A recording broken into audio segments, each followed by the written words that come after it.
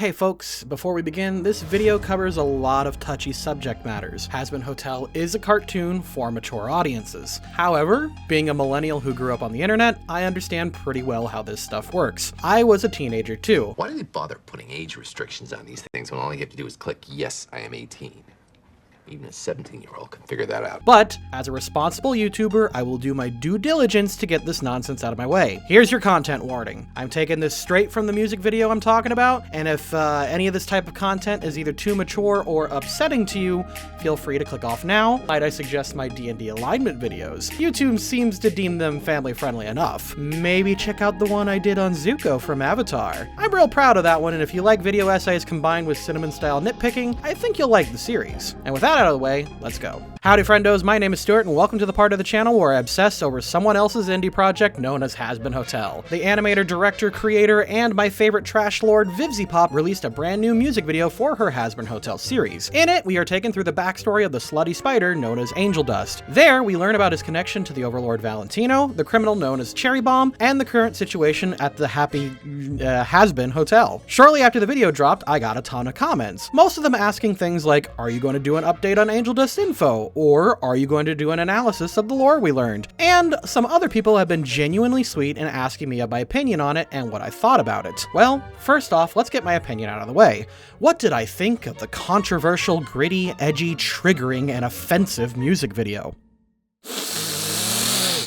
I fucking love this shit! This shit is my goddamn jam, and it's really, really fun. There are some really strong and cool visuals, and the song is pure goddamn fire, and unlike anything else we've heard come out of this universe. The animation is, as always, freaking great. It's nice to see the video keep up with the chaotic energy from the pilot, while cutting out a lot of the pacing issues and animation white noise that the original was criticized for. There's a few animation shorthands that I don't particularly like, but that's just my own personal tastes and nitpicking. The video serves as an excellent introduction to the backstory of one of Vivzie's favorite characters. And with that out of the way, let's go ahead and take a look at the petulant porn star, Angel Dust. I've always been the screwed up one, right, Dad?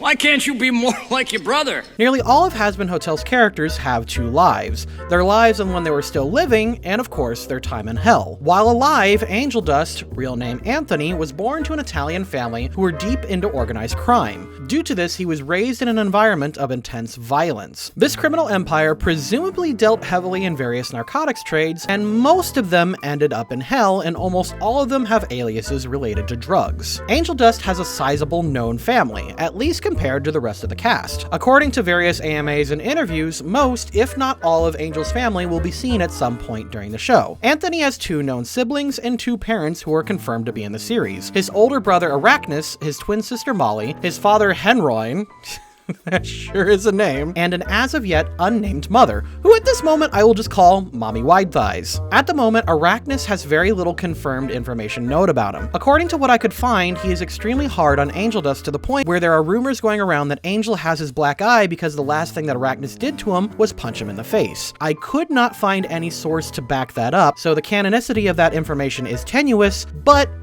I wouldn't put it outside the realm of possibility. Molly, however, has a large host of information available to us because during several of VivziePop's live streams, the audience has taken a significant interest in her and asked a lot of questions, and they were then answered. Molly is the fraternal twin sister to Angel Dust and has a positive relationship with her brother. Despite the fact that she will not be an extremely important character, she does have some interesting lore surrounding her. She is decided and reportedly not a demon despite her monstrous form.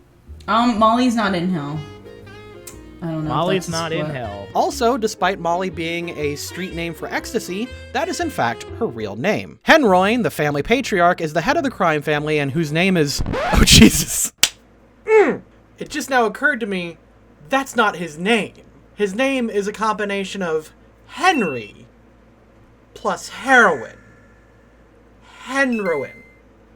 His name is Henroin. Anthony and his family became spiders in hell because of their web of organized crime, a pun that's so painful and so vivsy that I would actually be disappointed if she didn't use it. Throughout his life, he has performed numerous dealings for his family and their life of crime. As we can see in the Hazbin prequel comic, Anthony was very comfortable in a drug deal sort of situation and executed the rival gang with relative ease. We also see that he is a powerful fighter in his turf war that he fought alongside with Cherry Bomb. Angel Dust died in 1947, in his 30s after a life of violence and after overdosing on, what else? Angel dust. One thing I would like to clear up is that Anthony was not condemned to hell for being gay, a drug addict, or a sex worker like I originally assumed in my last video. In fact, it was cleared up by Vivsy that those kind of things do not damn individuals within the Hazbin universe. Thank you to all the commenters who kindly pointed this out to me in my last video. Oh, just someone named Angel Dust. The porn star? You fucking would, Tom. Currently, there are 3 different official media sources where we see Angel Dust in any canon capacity. In chronological order, these are the Addict music video, the prequel comic, and then finally the pilot to Hazbin Hotel. Although, I suppose if you want to nitpick, the ending of the Addict video is the final point in the timeline that we've seen so far. It's thanks to these 3 things that we can piece together the important parts of Angel's time in hell. We know that Angel died and descended into hell in 1947 and enters the sex industry, rejecting his family's mob connections. There he works on his own for decades, garnishing fans and popularity as a stripper. Sometime in the 1980s, he met Valentino, the owner of the porn studio, who gets them high off his own brand of drugs and magic. We know that this video must be their first meeting, or at the very least an early part of their relationship as communicated by their body language. We also know around what time period this takes place because at this moment Cherry Bomb is acting independently, terrorizing parts of Panagram City, and we know she died sometime in the 80s. Later that night, Angel is lured into Valentino's limo, where he is then assaulted and then trafficked into his services at the porn studio, where he then begins a terrible cycle of abuse, being pimped out to random people, being forced to perform in videos, and being raped on a regular basis. Side note, I saw a thread on Twitter from a sex worker who commented on this tragic aspects of Angel's character and about human trafficking. Even if you have no interest in working in that field, it's still good to read about and how to prevent abuse. It's the first link I included in the description.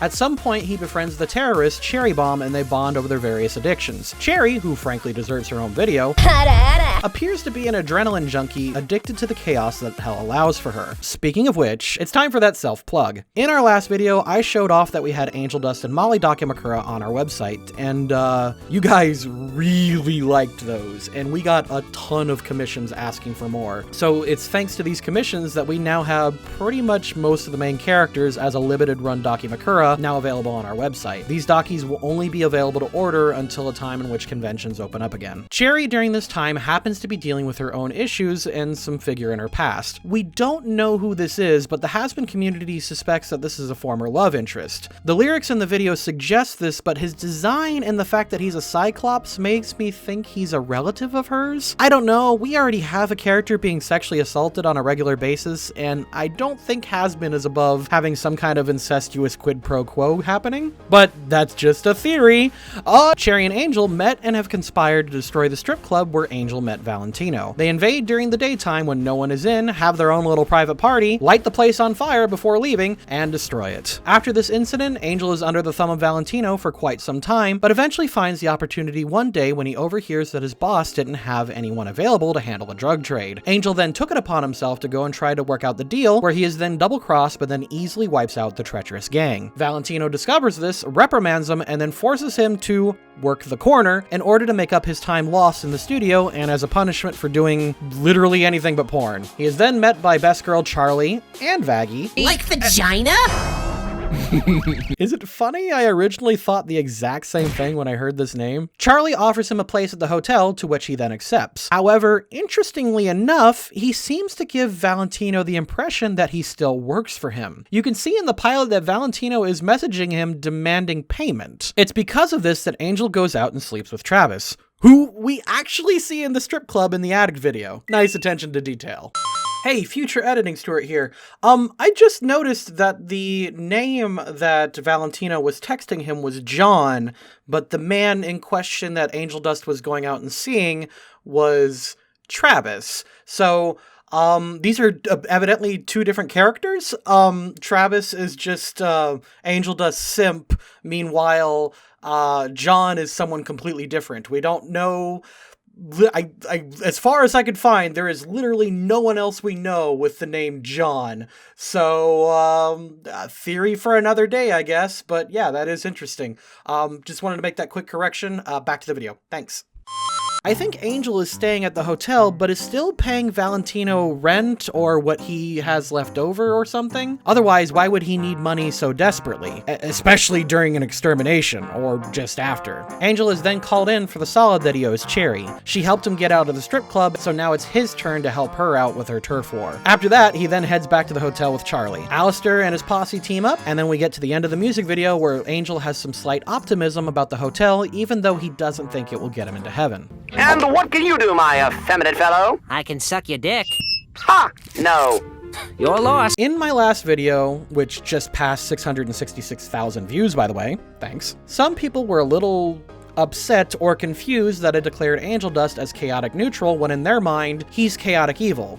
To which I respond, no. I mean, I can kind of see where you're coming from. He's rude, loud, and gets his jollies off when he weirds other people out. He also has no problem resorting to violence to solve his problems. Plus, you know, he's in hell. Everyone that goes to hell is evil, right? Let's keep the pin in that grenade for now and instead look at his personality. Angel Dust is a narcissistic jerk, but he's not someone who gets glee from others' suffering. In fact, he doesn't purposely cause suffering ever. He's indifferent at times when someone he doesn't know dies, but he consistently is seen in having the self-awareness to know when he's gone too far. He couldn't care less about political correctness. Frankly, an attitude I find refreshing, but he does notice when he upsets Charlie and her feelings about the hotel, and he did drop the subject and wanted to comfort her but was unsure how. Like most sinners, Angel is damaged. When he was offered the spot at the hotel, he initially didn't believe it, mostly because it definitely sounded like a case of too good to be true. He especially didn't trust the pile of money that Charlie handed to him when she won him over. It's clear from the Attic music video that Angel likes to party and he loves being the center of attention. In the music video, we also see that he clearly has PTSD as his time as a sex slave, and tragically, he gets almost no joy out of his current sex life. In the comic, he skips out on a porn shoot in